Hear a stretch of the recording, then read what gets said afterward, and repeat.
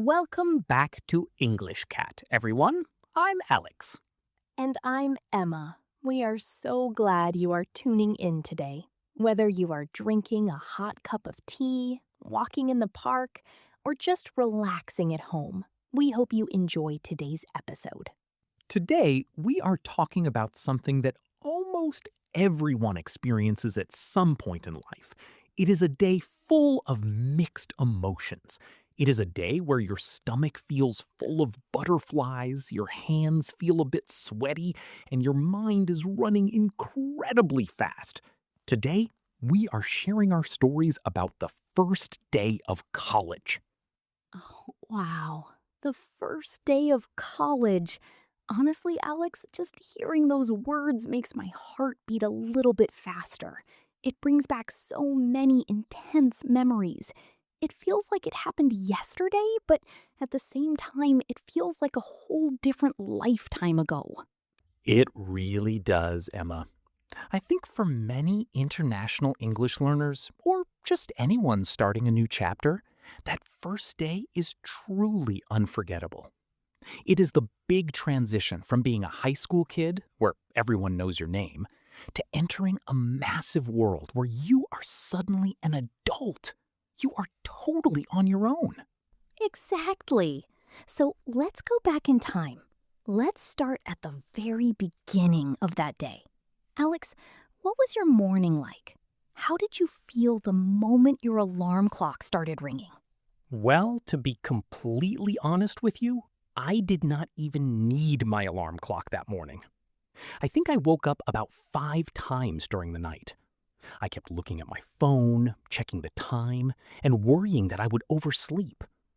When the clock finally showed 6 in the morning, I just gave up on sleeping and sat up in bed.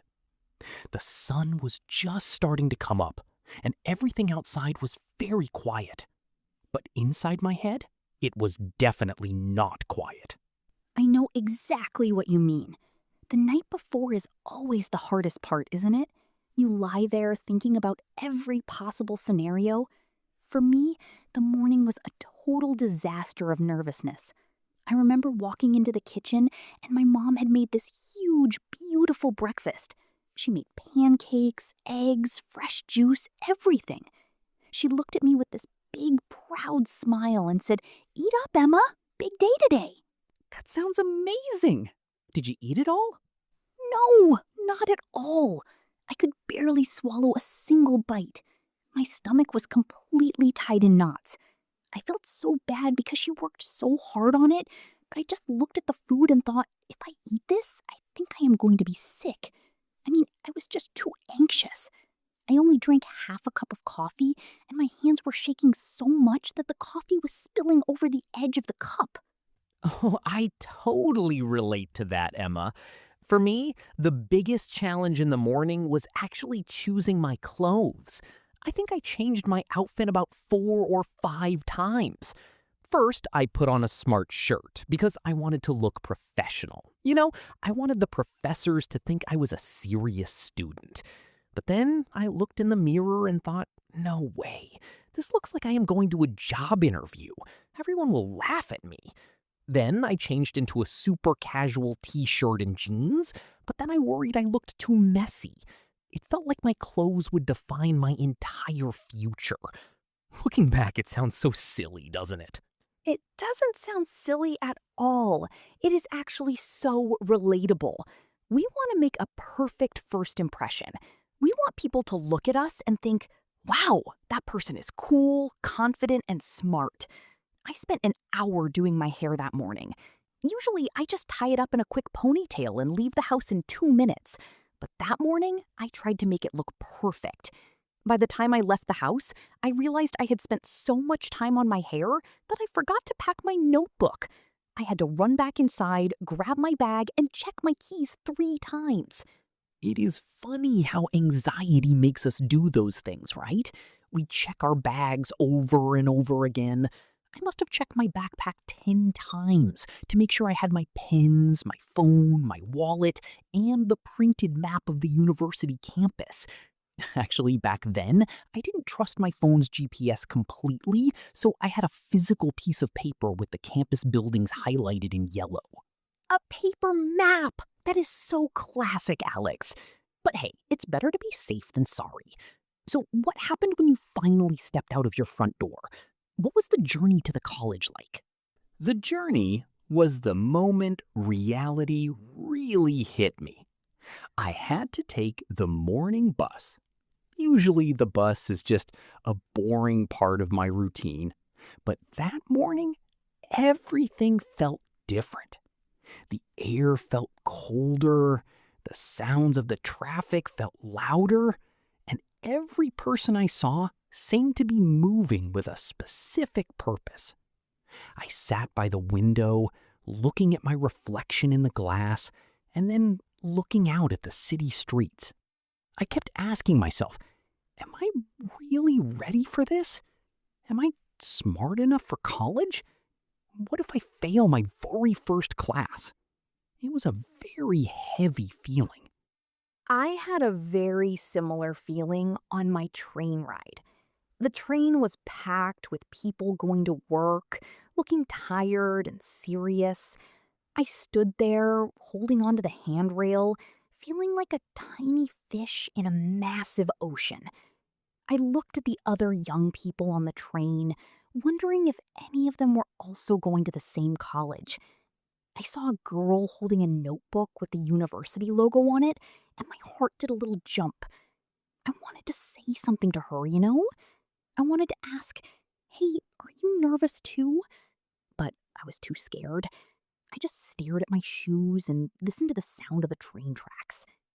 It's amazing how we feel so alone in those moments, even when we are surrounded by hundreds of people who are probably feeling the exact same way. That journey is like a bridge between your old, comfortable life and your new, unknown future. As the bus got closer and closer to the university stop, I could feel my pulse rising. My heart was thumping against my chest. Yes, that final countdown is the most intense part. Every stop the train made brought me closer to the moment of truth. And then finally, the automated voice on the train announced the name of the university station. My stomach dropped completely. This is it, Emma. The moment we step off the bus and the train. The moment we actually see the campus with our own eyes. But something unexpected happened the very second I stepped off that bus. Something that almost made me want to turn right around and go back home. Oh, don't leave us hanging like that, Alex. What happened the moment you stepped off the bus? Did you trip? Did you drop your bag? Well, thankfully, I didn't fall down, but honestly, it felt almost as dramatic. The moment I stepped off the bus, a huge gust of wind came out of nowhere and completely blew my printed paper map right out of my hands.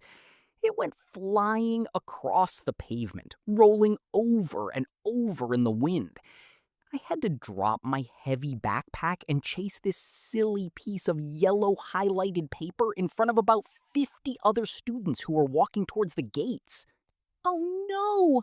That is exactly the kind of awkward moment everyone dreads on their first day. Did you catch it? I did. I had to step on it with my shoe to stop it from flying away. When I picked it up, it was a little bit dirty and wrinkled, and I could feel my face burning incredibly hot. I looked around, sure that everyone was laughing at me. But actually, when I looked up, I realized something important. Nobody was really paying attention to me. Everyone was completely caught up in their own world. That is so true. We always think everyone is watching us, but in reality, they are usually wrapped up in their own thoughts and worries. When I stepped out of the train station and walked towards the main university entrance, I was completely overwhelmed by the sheer scale of everything. The gates were massive. made of old stone and dark iron. The buildings looked like old castles, towering high into the gray morning sky. There were hundreds, maybe thousands of students walking through those gates. It is a huge shock, isn't it? Coming from a high school where you see the same 200 faces every single day to a place where there is a sea of strangers. It makes you feel incredibly small. I remember standing at the entrance, looking at the crowd. There were people talking loudly in groups, people laughing, people running because they were late, and older students handing out flyers for different events. The noise was constant, a loud hum of voices, footsteps, footsteps on gravel, and bags clashing together. Exactly. It felt like a giant beehive. I stood near a large oak tree just inside the gates, trying to blend in, trying to look like I knew exactly what I was doing. I took out my phone and pretended to read an important text message, just so I wouldn't look like a lost little kid standing alone. I think a lot of people do that. We use our phones as a shield when we feel uncomfortable in social situations. Oh, absolutely. The classic pretending to be busy on your phone trick. I did that too. I was staring at my home screen, just swiping left and right, not actually reading anything. I was just trying to hide my nervousness. But as I stood there, I noticed the different types of students. There were the second or third year students who looked so relaxed. They were wearing comfortable clothes, holding cups of coffee, and chatting casually with their friends. They looked like they owned the place. And then you could easily spot the first year students, the freshmen. Oh, definitely. How could you tell them apart? Well, the freshmen were the ones with wide eyes, looking up at the buildings like they were exploring an ancient pyramid. They were the ones holding maps, checking their watches every 30 seconds, and walking very quickly but without a clear direction. I realized I was definitely one of them. I was holding my wrinkled paper map tight in my fist, trying to figure out where Building C was. Building C. Every university has a Building C, and it is always the hardest one to find. For me, the feeling of being overwhelmed started to turn into a little bit of panic as the time got closer to 9 o'clock.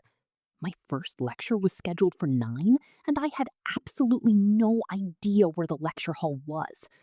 I started walking down this long, wide path surrounded by green grass, hoping that I would just magically stumble upon the right place. And did you?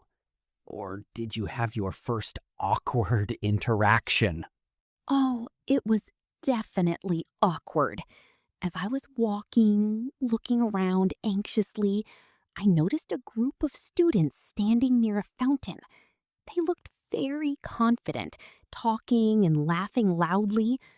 I thought to myself, okay, Emma, you are an adult now. You can do this. Just go over and ask them for directions. So I took a deep breath, walked up to them, and said in a very quiet, shaky voice, "Excuse me, do you know where the main auditorium is?" Oh, that takes courage.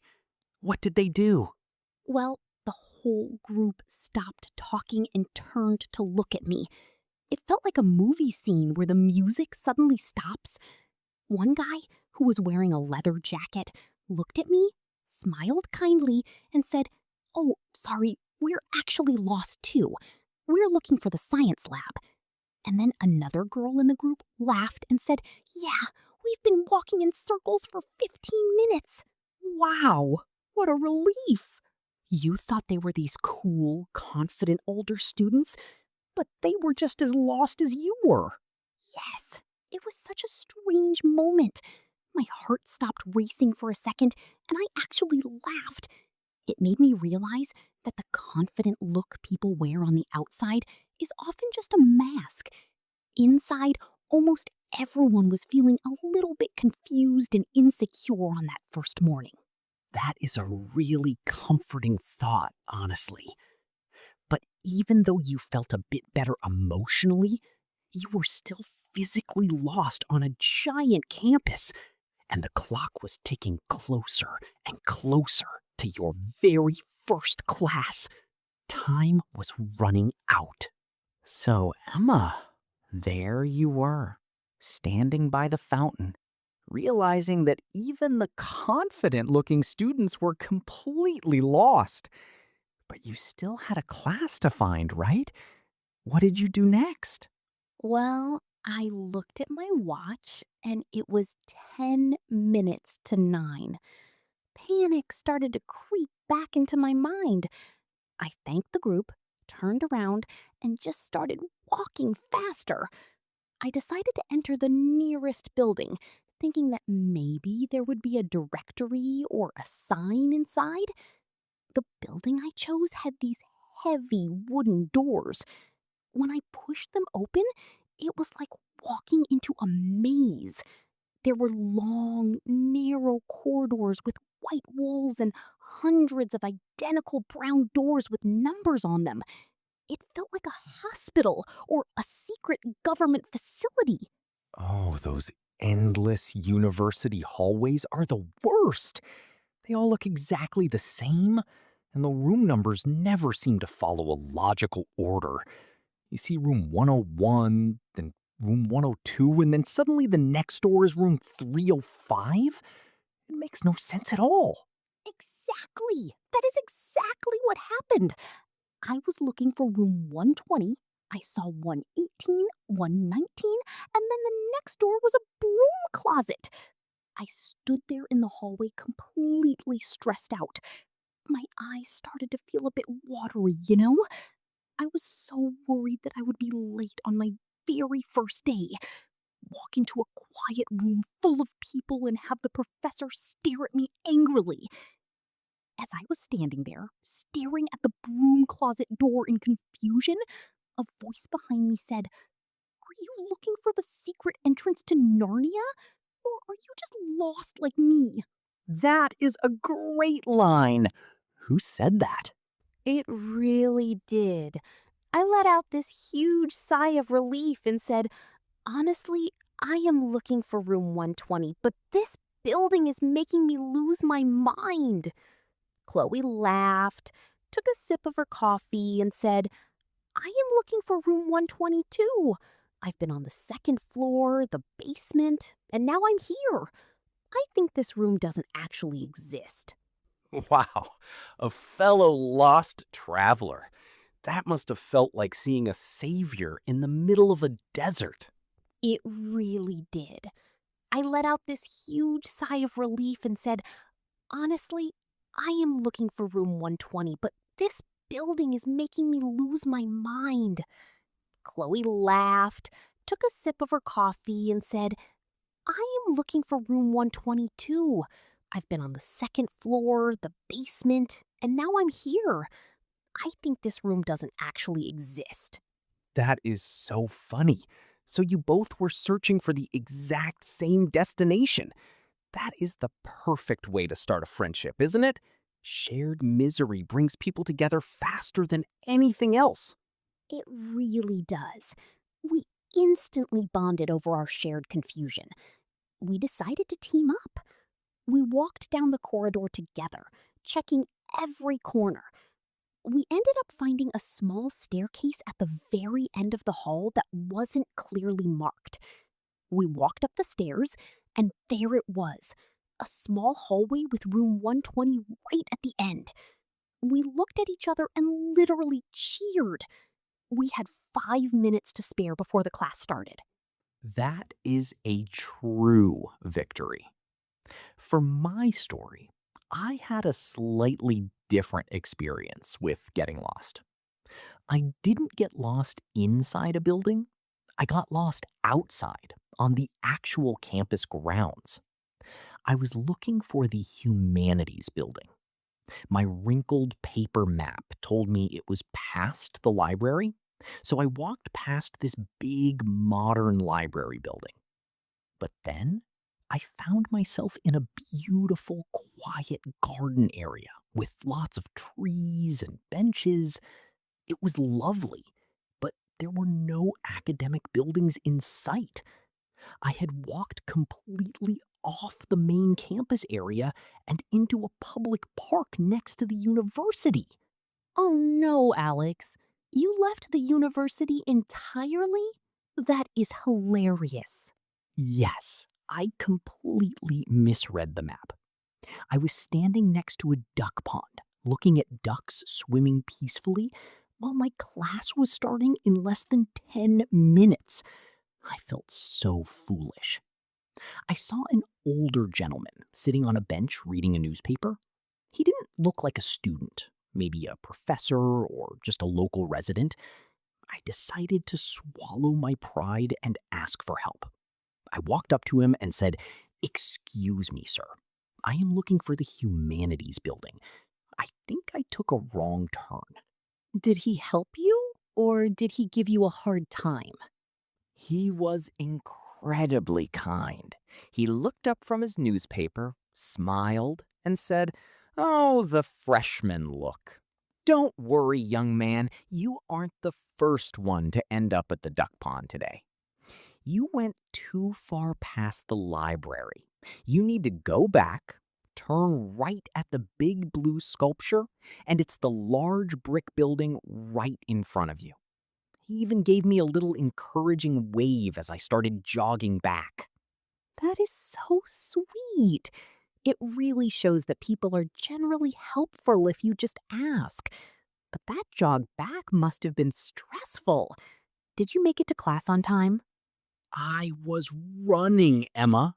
My heavy backpack was bouncing against my back, my pens were rattling inside, and I was breathing so hard.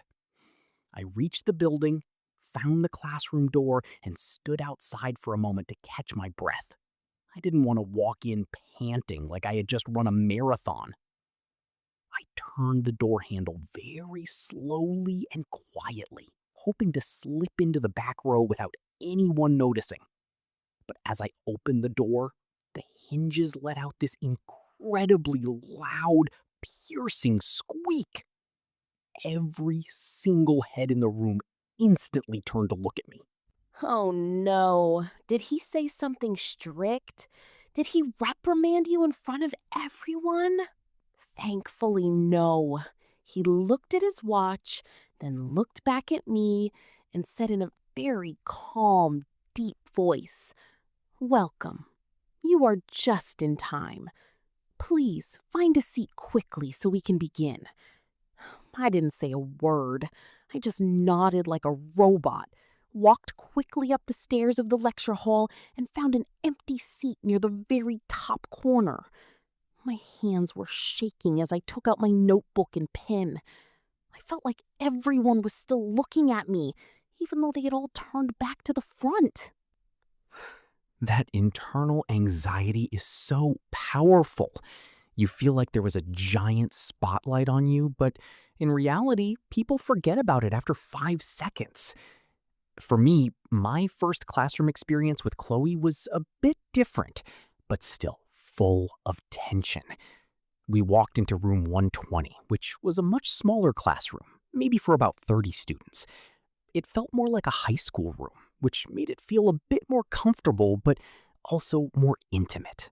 Smaller rooms can actually be more intimidating sometimes because you can't hide in the back row as easily. The professor can see every single movement you make. Exactly. There were no rows high up in the back. It was just rows of desks facing the front. Chloe and I found two empty seats together near the middle of the room. I was so glad I had her there with me. Just having a familiar face next to me made my heart rate slow down a little bit. The professor was a woman named Dr. Green. She looked very elegant, wearing a smart suit with her silver hair tied back. She had this very serious expression on her face that made the whole room go completely quiet the moment she stood up. The atmosphere in those first few minutes of a college lecture is always so heavy, isn't it? Everyone is trying to be on their best behavior. Nobody is whispering. Nobody is rustling their papers. It is pure, tense silence. Yes, you could hear a pin drop. Dr. Green walked to the center of the room, looked across all of us, and said, "Welcome to Introduction to Literature. This is not high school anymore. In this room, we do not just memorize facts. We think deeply, we question everything, and we analyze the world through words. If you are looking for an easy grade, you are in the wrong room." Wow, that is a serious reality check. That sounds like a speech from a movie. How did the students react? You could feel a collective gasp in the room. I looked at Chloe, and her eyes were wide with shock. My internal thoughts were just a chaotic mess of self doubt. I thought, oh my goodness, I am definitely in the wrong room. I don't know how to analyze things deeply. I'm just an ordinary student. I am going to fail this class within the first month. That imposter syndrome, that feeling that you don't belong, hits you so hard in that moment. I think almost every single person in that room was having the exact same thought, Emma. My professor gave a similar speech. He started talking about the syllabus, the reading list, the final exams, and the long essays we would have to write. He was throwing out all these academic terms, and I was writing everything down as fast as I could. My hand was cramping up, but I was terrified that if I missed a single word, I would ruin my chances of passing. It feels like information overload. Your brain is trying to process all these new rules, new expectations, and a completely different style of learning. In high school, teachers guide you step by step. In college, they just give you a list of books and say, read this by next week and be ready to discuss it. It is a massive leap in responsibility. It really is. But you know, as the lecture went on, something shifted. My professor started talking about the actual subject matter rather than just the rules and exams. He started telling a story about history, and he was so passionate about it. His voice became energetic, he used his hands to gesture, and his eyes lit up. As I listened to him talk, I forgot about my squeaky door entrance. I forgot about my wrinkled map. I actually started to find the topic fascinating. I wrote down a thought of my own, not just what he was saying. That is the magic moment, isn't it? When the fear starts to transform into curiosity. The same thing happened in my class. Dr. Green read a poem aloud. Her reading was so beautiful and full of emotion. For a few minutes, the anxiety in the room dissolved, and we were all just captivated by the words. I realized that despite the hard work ahead, this was exactly what I wanted to study. I felt a tiny spark of excitement mixed in with the fear. But of course, lectures don't last forever. After 2 hours of intense focus, the professor looked at the clock, smiled, and said, "That is all for today. See you on Thursday." The lecture was over. The room suddenly filled with the sound of moving chairs, zipping backpacks, and people talking. And then came the next big challenge of the day, the lunch break. Ah, yes. The lunch break. The ultimate social test of the first day of college. Walking into a crowded cafeteria alone is a whole different kind of scary. So, the first lecture was officially over. My brain felt completely full, like a sponge that couldn't hold another drop of water. But my stomach was a completely different story. Remember, I hadn't eaten much breakfast because of my nerves, So by noon, I was absolutely starving. I followed the crowd of students out of the building, and everyone seemed to be heading in the direction of the Student Union building, where the main cafeteria was located. The cafeteria is like the heart of the campus, but it can also be the most intimidating place for social anxiety. When Chloe and I walked in, the noise level was incredible. It was 10 times louder than the hallways. There were hundreds of students lined up for food, dishes clattering, cash registers beeping, and groups of people sitting at these long tables, talking and laughing. It felt like a movie scene of a busy marketplace. Yes, the smell of food was everywhere. Fried chicken, pizza, coffee, burgers. It was a sensory overload. I got in the line to buy a sandwich. As I stood in line, I looked around the room and a familiar feeling of nervousness came back. In the classroom, you have a specific place to sit. You don't have to worry about social choices. But in the cafeteria, you have to choose where to sit. And more importantly, who to sit with. That is the scariest part. You hold your tray of food, you look out at a sea of tables, and you think, where do I go? Every table seems to be full of groups who already know each other. You don't want to sit completely alone at a table meant for 8 people, looking friendless, but you also don't want to awkwardly ask a group of strangers if you can join them. Exactly. It's that fear of rejection. I bought my turkey sandwich and a bottle of water, turned around, and just stood there, holding my tray, feeling completely paralyzed. I saw a few empty seats, but they were in the middle of loud groups. I honestly considered walking outside and eating my sandwich on a bench in the cold park with the ducks. Again, it felt safer. Oh, Alex, no! Don't go back to the ducks. Thankfully for me, I had Chloe. We bought our lunch together. She got a salad, and I got a plate of pasta. Since there were 2 of us, it felt a bit easier.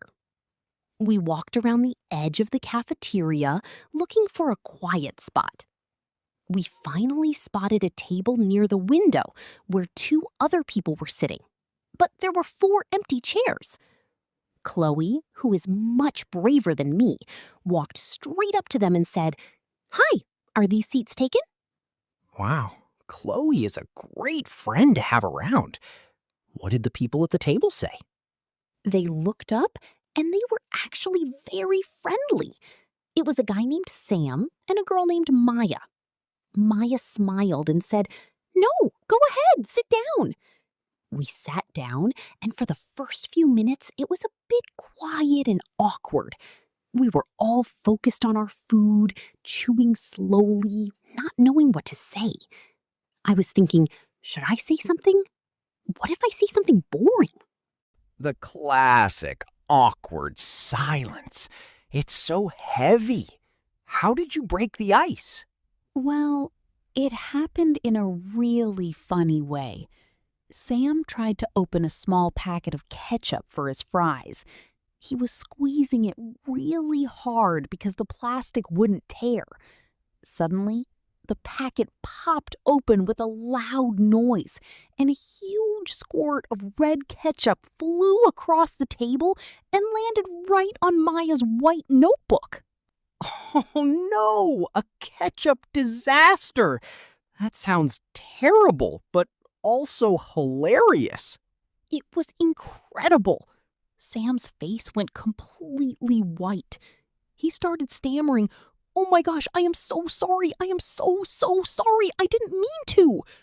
He grabbed about 20 napkins and started frantically wiping her notebook. But he was actually making it worse, smearing the red sauce all over the cover. Maya just stared at it for a second, and then she let out this loud, snorting laugh.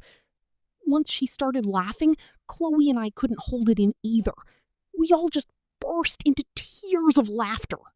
That is fantastic. A ketchup explosion is the perfect icebreaker. It completely destroys any pretense of being cool or formal. You are all just human beings dealing with a messy situation. Yes! It totally broke the tension. Maya said, "Well, I guess my notebook has some personality now."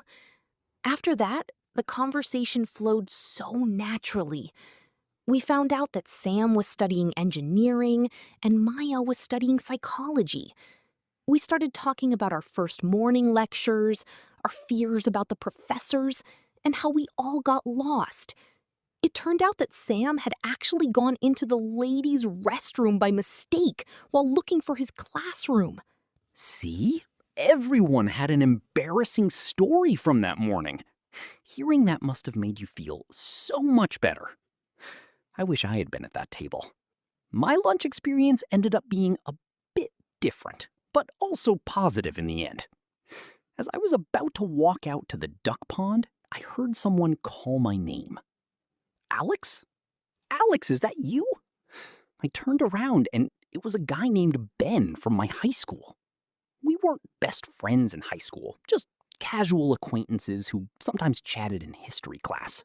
But in that moment, seeing a familiar face must have felt like seeing a family member.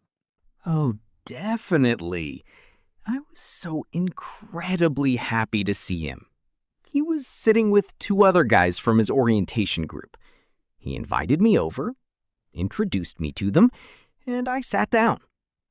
We spent the next 45 minutes eating, sharing our experiences, and complaining about the long reading lists.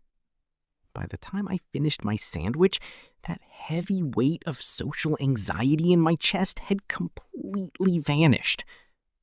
I realized that making connections wasn't as impossible as I had feared.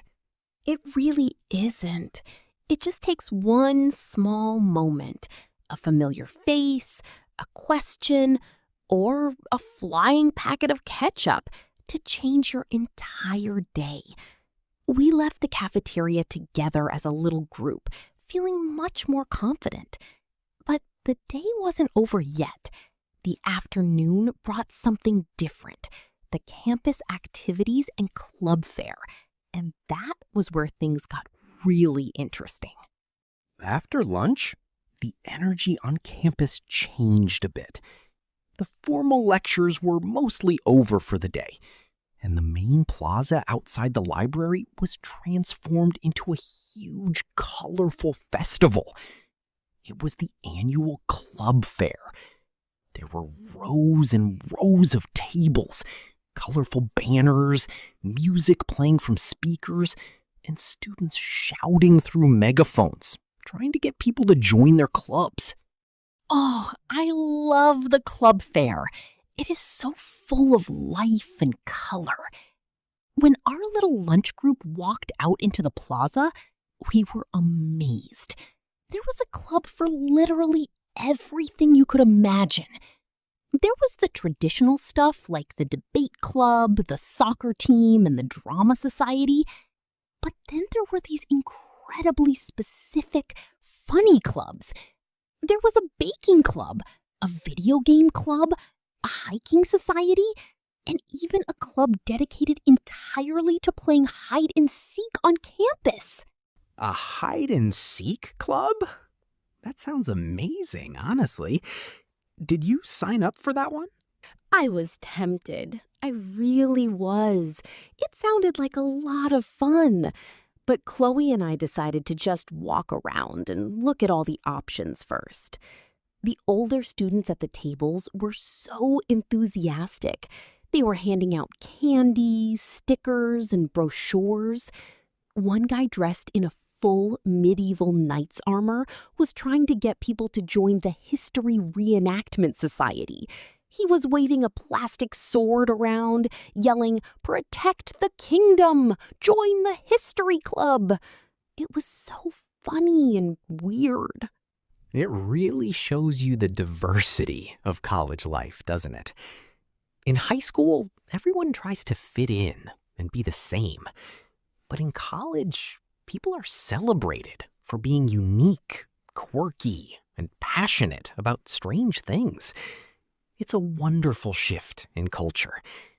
For me, walking through the club fair was the moment my confidence really started to grow. I started to see all these possibilities for my future self. I could become a photographer. I could learn to climb mountains. I could learn to debate. Exactly. It feels like a big menu of potential identities. You can choose who you want to be. Did you end up signing up for any clubs that afternoon, Alex? I did, actually. I walked past a table for the student radio station. They had a microphone set up and they were playing some really cool indie music.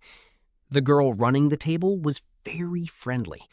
She noticed me looking and said, "Hey there, do you like music? Do you want to learn how to host your own radio show?" I had never even thought about doing something like that before. I am usually a bit shy, as you know, but something about the atmosphere made me feel brave. I thought, why not? This is college. It's time to try new things. So I wrote my name and email address on her sign-up sheet. Wow, Alex, a radio host? That is so cool. I can totally see you doing that. See, that is exactly what college is about, discovering hidden parts of yourself. What about your friend Ben? What did he sign up for? Ben signed up for the Ultimate Frisbee team and the Business Society. He was very focused on sports and career stuff. We walked around for an hour, our pockets getting stuffed with different flyers and free pens. My confidence was growing with every step. I didn't feel like that terrified kid who dropped his map anymore. I felt like a real college student, an active participant in this big community. For me and Chloe, we found ourselves drawn to the photography club table. They had a display of beautiful photos that students had taken around the city and campus. The club president explained that they do weekend trips to different nature parks and urban areas to take photos together and then learn how to edit them. I've always loved taking photos with my phone, but I never thought of it as a serious hobby. Chloe looked at me and said, "Emma, we have to do this together. It'll be our weekend adventure." So we both signed up. That sounds like a wonderful way to build a friendship and learn a new skill at the same time. The atmosphere at the fair was just so infectious. By the time the sun started to go down a bit, the music slowed down and the crowd started to thin out. People were carrying their new brochures and club merchandise, looking tired but happy.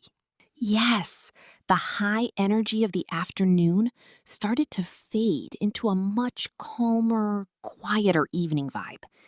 The sky was turning a soft shade of orange and pink behind the old stone buildings. Chloe, Sam, Maya, and I were all pretty exhausted from walking around all day. So we decided to grab some iced coffees from a small cafe near the edge of campus and sit down on the grass to rest. That late afternoon period is always my favorite time of day on a campus. The rush is over and everything feels peaceful. And that is when you often have the deepest, most meaningful conversations with the people you've just met. We found a spot on the big grassy lawn right in the center of the campus, near the old library. The grass was a little bit cool, and the shadows of the trees were stretching out long across the ground. We sat in a small circle, holding our iced coffees, just listening to the distant sound of students walking home and the leaves rustling in the gentle breeze.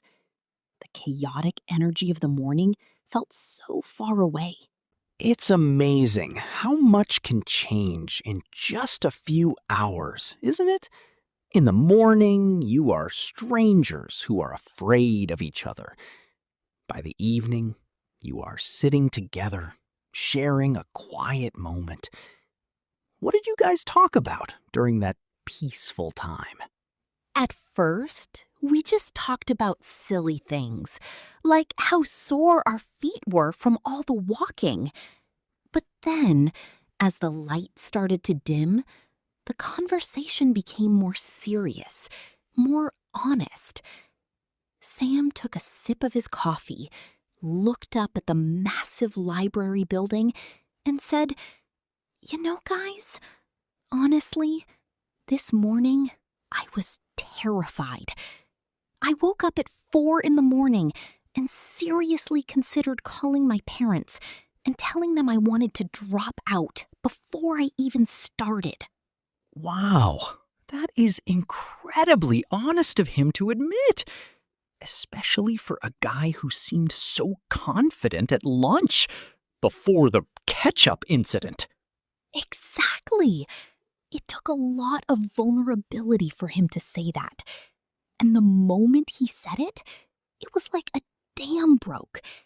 Maya nodded her head vigorously and said, "Oh my gosh, Sam, me too. My parents drove 3 hours to drop me off at my dorm yesterday, and when they drove away, I just sat on the floor of my room and cried for an hour.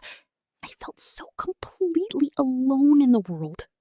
That is a very powerful feeling. That loneliness can be overwhelming when you are suddenly separated from your family and your old friends. Hearing her say that must have been such a relief for you and Chloe. It really was. I looked at Maya and said, "Honestly, I couldn't even eat breakfast this morning. I thought I was the only person who was failing to handle the stress. I felt like a little kid pretending to be an adult." Chloe agreed with me, saying she had spent the whole week worrying that she wasn't smart enough for this university, that the admissions office had made a mistake by accepting her application. Ah, the classic imposter syndrome again. The university made a mistake. I had that exact same thought. I thought they would look at my high school grades again and realize they meant to send the acceptance letter to someone else. It's funny how our minds play those tricks on us, making us feel like we are the only flawed person in a room full of perfect people. Yes, but sitting there on the grass, sharing those secret fears, made us realize that we were all in the exact same boat. None of us were perfect. None of us had everything figured out. We were all just teenagers or young adults trying our best to navigate a massive transition. In that moment, a deep sense of connection formed between the four of us. It was a feeling of, okay, we are all scared, but we are scared together. We can support each other. That is the true birth of a deep friendship. When you move past the casual small talk, the "what's your major?" or "where are you from?" and you start talking about your actual feelings, your fears, and your dreams. That is the glue that holds people together. It really is. We sat there for a long time, talking about what we hope to achieve in the future, what kind of people we wanted to become, and what we were excited about. We realized that despite the fear, we also had a lot of hope. We were excited to learn, excited to grow, and excited to have this new freedom to create our own lives. For my evening, I had a similar moment of reflection with Ben. After the club fair, we walked to the campus bus stop together to catch our buses back home. As we stood there, waiting under the streetlights, which were just flickering on, Ben looked at me and said, "Hey, Alex, thanks for hanging out today. Honestly, I didn't know anyone else here, and I was pretty stressed about finding people to talk to. Seeing you today really made my day a lot better." Oh, that is so sweet.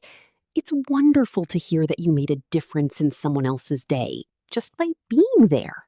It was a great feeling, Emma. It made me realize that my presence mattered. We shook hands, promised to meet up for coffee later in the week, and then my bus arrived. As I stepped onto the bus to head home, the day was finally winding down. But the emotions inside me were completely different from the ones I had felt in the morning. So, Alex, you stepped back onto the morning bus, but this time it was the evening bus. The sun had set, the city lights were bright outside the window, and you were heading back to your comfortable room. What was that journey home like compared to the journey in the morning? It was a night and day difference, Emma. Literally and emotionally. In the morning, I was sitting stiffly, staring out the window with a heavy heart, full of doubts and questions. But on the way home, I felt this incredible sense of lightness in my chest. My body was physically exhausted. My legs ached, my eyes felt heavy, but my mind was incredibly peaceful. I listened to the same sounds of the bus, the hum of the engine, the chatter of commuters, but it didn't feel threatening anymore. It just felt like the soundtrack of a successful day. That feeling of relief after surviving a big challenge is one of the best feelings in the world. I had the same experience on my train ride home. I managed to get a seat this time, by the window. I put my headphones on, played my favorite relaxing music, and watched the station lights flash past in the darkness. I looked down at my backpack, which was now full of club brochures, a new notebook, and a travel mug, and I felt this little wave of pride wash over me. I thought, I did it. I actually survived my first day of college. You did. And you didn't just survive, you thrived. You made friends, you found your classroom, and you signed up for a club. When I got home, I walked into the kitchen, and my mom was there cooking dinner. She turned around, looked at my face, and immediately smiled. She didn't even have to ask how it went. She could see it in my eyes. She said, "You look different. You look like a college student." Wow! That must have been a great moment. What did you have for dinner? Did you finally have a big appetite? Oh, definitely.